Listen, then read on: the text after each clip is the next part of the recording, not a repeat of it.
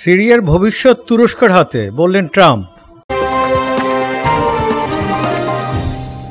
সিরিয়াতে ভবিষ্যতে কি হতে যাচ্ছে সেটার অনেক কিছু তুরস্কের উপর নির্ভর করছে। দেশটির ভবিষ্যতের চাবি তুরস্কের হাতে। যুক্তরাষ্ট্রের নবনির্বাচিত প্রেসিডেন্ট ডোনাল্ড ট্রাম্প স্থানীয় সময় সোমবার এই কথা বলেন। তখন তিনি ফ্লোরিডা অঙ্গরাজ্যে তার পাম বিচের বাড়ি মারে লাগোতে সংবাদ সম্মেলনে কথা বলছিলেন। গত ৮ ডিসেম্বর বিদ্রোহীদের হাতে সিরিয়ার প্রেসিডেন্ট বাশার আল আসাদের পতন হয়। এক যুগের বেশি সময় ধরে চলা বাশার বিরোধী গৃহযুদ্ধে তুরস্ক একাধিক বিদ্রোহী গোষ্ঠীকে সহায়তা দিয়ে আসছিল।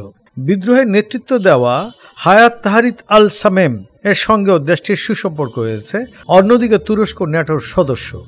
সংবাদ সম্মেলনে ট্রাম্প আঙ্কারার প্রশংসা করে বলেন, তুরস্ক একটি প্রধান সামরিক শক্তি যেটি যুদ্ধ করে ক্লান্ত হয়ে পড়েনি। আপনারা জানেন এই মুহূর্তে সিরিয়ায় অনেক কিছু আছে, অনেক কিছুই এখনো অনির্দিষ্ট। সিরিয়ার চাবি তুরস্কের হাতেই আছে। সিরিয়ার উত্তর দিকে কিছু অংশ তুরস্কের নিয়ন্ত্রণে রয়েছে।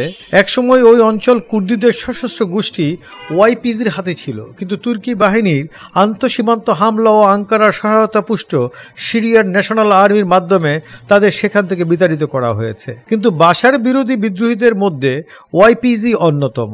এটি যুক্তরাষ্ট্রের সহায়তা পুষ্ট কুর্দি বিদ্রোহীদের জোট সিরিয়ান ডেমোক্রেটিক ফোর্সেসের উল্লেখযোগ্য অংশীদার।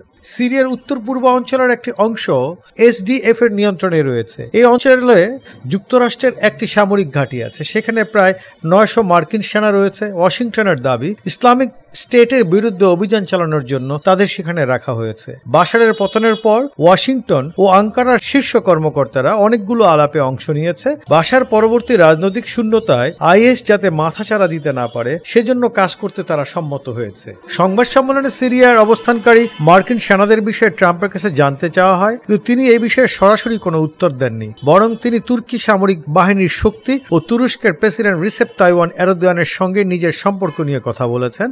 তিনি বলেন, এরদোয়ানকে আমি মহান মনে করি। তিনি অত্যন্ত বলিষ্ঠ ও শক্তিশালী সেনাবাহিনী গড়ে তুলেছেন।